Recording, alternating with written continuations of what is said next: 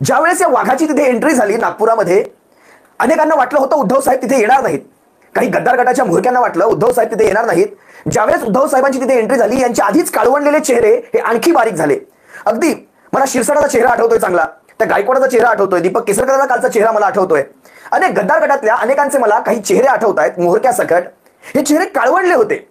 आणि त्यातूनही ज्यावेळेस उद्धव साहेबांनी एक सदिच्छा भेट देवेंद्र फडणवीसांची घेतली, जवळपास 10-12 मिनिटं त्यांच्यात चर्चा झाली. सर्व तुम्ही पाहिलं असाल, मीडियावर होतं सर्व काही. हे का गरजेचं होतं बघा शिवसैनिकांनो. आता शिवसेना अतिशय योग्य मार्गाला चाललेली आहे.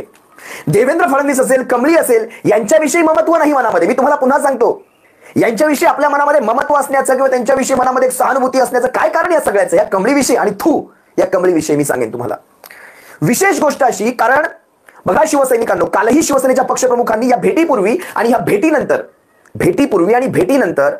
ज्या प्रकारे महाराष्ट्राच्या विकासाच्या प्रश्नांना घेऊन,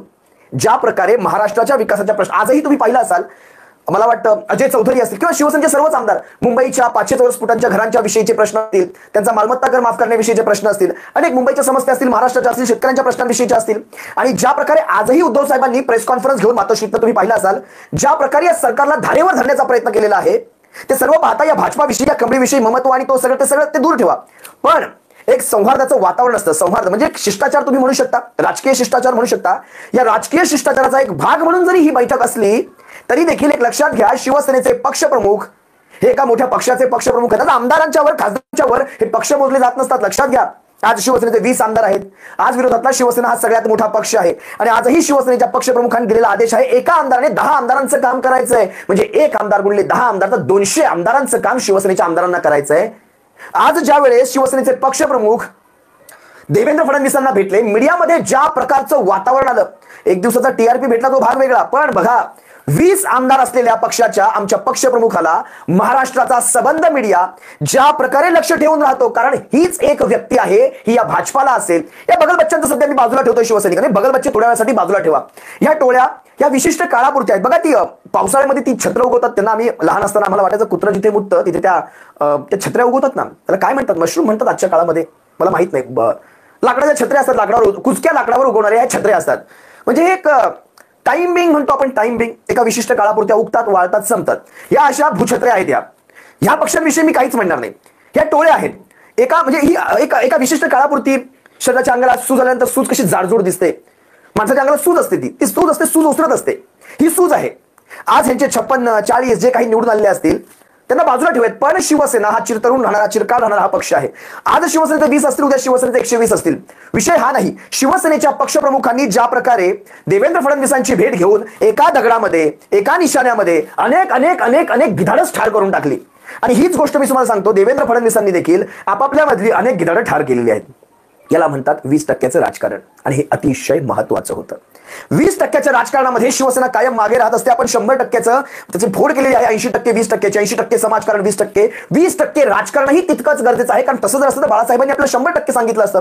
100% समाजकारण करत नाही, 80% समाजकारण, 20% राजकारण तितकंच गरजेचं आहे. जे बाळासाहेबांचे बोल आहेत ते आज सत्यात उतरतात. शिवसेना अतिशय योग्य मार्गाला चालली आहे. याच्यातून तुम्हाला अनेक महत्वाच्या गोष्टी सांगतो. महाराष्ट्राच्या विधानसभेमध्ये शिवसेनेच्या आमदारांची ती देहबोली पहा फक्त.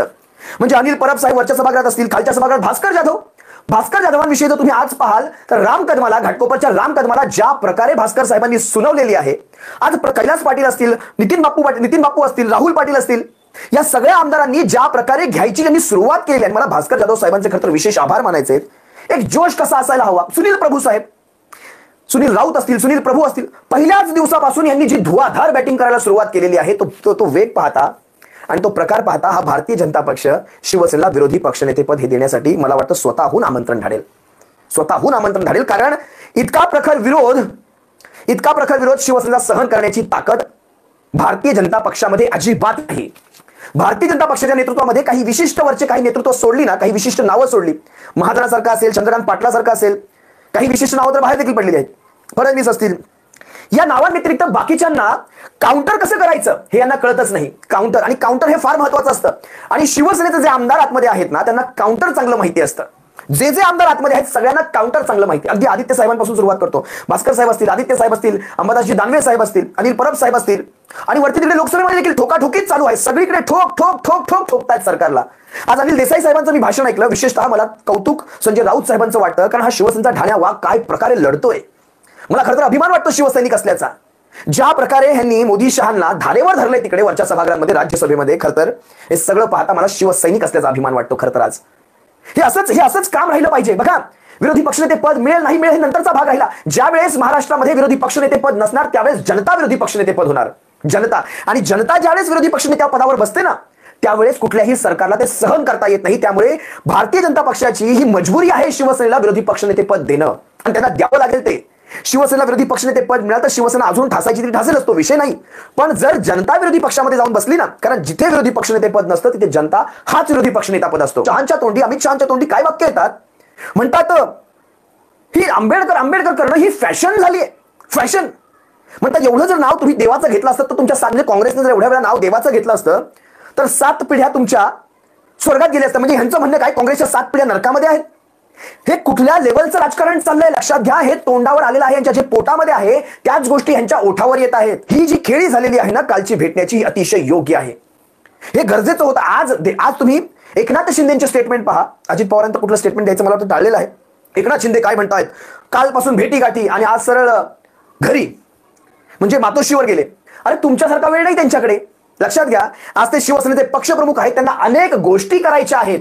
त्यांनी शिवसेनेच्या पक्षप्रमुखांनी नागपुरामध्ये येऊन आपल्या आमदारांना योग्य ते मार्गदर्शन केलंय. कशा प्रकारे शिवसेनेने हे हिवाळी अधिवेशन घ्यायचंय, कशा प्रकारे वैयक्तिक कुठल्या टीका टिप्पण्यांपासून स्वतःला वाचवायचंय, कुणाच्या वैयक्तिक आयुष्यामध्ये घुसायचं नाही. आपल्याला तिकडे आमदार खासदारांच्या किंवा आमदारांच्या वरच्या किंवा खालच्या सभागृहामध्ये आपल्याला महाराष्ट्राच्या प्रश्नांवर जे जे महत्वाचं वाटतंय ते सर्वच्या सर्व तिथे उपस्थित करायचंय. आणि हाच एक संवादाचं वातावरण म्हणजे काय हो, एक शिष्टाचार म्हणजे काय, की सभागृहामध्ये शेवटी महाराष्ट्राच्या विकासाचे प्रश्न मांडले जाणार. सभागृहाच्या आतमध्ये जे प्रश्न मांडले जातात त्याच्यानंतरच त्या सगळ्या गोष्टींची अंमलबजावणी होत असते. त्यासाठी सभागृह चालणं, विरोधी पक्ष असतील किंवा सत्ताधारी पक्ष असतील यांच्या मार्फत एका खेळीमेळीच्या वातावरणामध्ये महाराष्ट्राचं सभागृह चालणं, जास्तीत जास्त तास त्या सभागृहामध्ये कामकाज चालणं, आणि त्या जास्तीत जास्त तासांमध्ये जास्तीत जास्त प्रश्न उपस्थित केले जाणं, त्यांच्या तरतुदी केल्या जाणं, हे सगळं जास्त महत्वाचं आहे. त्यासाठी उद्धव साहेबांचा हा प्रयत्न आहे.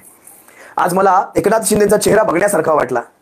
हे असंच घडलं पाहिजे महाराष्ट्रामध्ये. आता इथून पुढे लक्षात घ्या बरं, शिवसेनेचे पक्षप्रमुख उद्धव बाळासाहेब ठाकरे असतील, देवेंद्र फडणवीस असतील, ही मोठी माणसं आहेत, त्या पक्षांची मोठी माणसं आहेत, आपसामध्ये भेटली.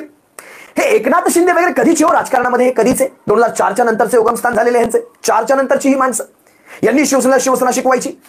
आता भाजपाचं तुम्हाला आणखी सांगतो, मगाशीच मला वाटतं पुढारी न्यूजवर मी लाईव्ह होतो, डिबेटच्या दरम्यान भाजपाचे कोणी शिरसाट म्हणून प्रवक्ते होते. मला म्हणतात आम्हाला शिवसेनेची आता गरज नाही, 20 आमदारांना आम्हाला काय करायचं, आमच्याकडे 138 आहेत आणि याव त्याव आमच्या समविचारी पक्षांचे याव त्याव वगैरे म्हणाले. तुमचे याव त्याव तुमच्याकडे ठेवा. काल झालेला वन नेशन वन इलेक्शनचा तो निकाल पहा, निकाल. यांना आपल्या पायाखाली, आपल्या सावलीखाली काय झालं हे देखील माहिती नसतं. हे कोण आणतात, कुठून उचलून धरून असे प्रवक्ते आणतात आणि म्हणतात की आता आम्हाला गरज नाही. जरा दिल्लीत पहा, दिल्लीत झाकून. दिल्ली जितकं बाहेरून चित्र दिसतंय तितकं चित्र दिल्लीमध्ये सोपं नाहीये बरं का. दिल्लीमध्ये जर तुम्ही लक्ष घालाल ना दिल्लीमध्ये, तर दिल्लीमध्ये काल ज्यावेळेस वन नेशन वन इलेक्शनचा शिवसैनिकांनो ज्यावेळेस तो निकाल लागला, तुम्हाला मी तो आकडा देखील सांगतो काय आकडा आला त्याचा. म्हणजे एखादं विधेयक पारित होण्यासाठी एकूण संख्येच्या 307 खासदारांचं संख्याबळ आवश्यक असतं. किती? 307 खासदारांचं. वन नेशन वन इलेक्शनसाठी यांच्या बाजूने किती आमदारांनी, माफ करा, किती खासदारांनी होकार भरला? 269 आणि विरोधामधली मतं आली जवळपास 198 199 मतं आली.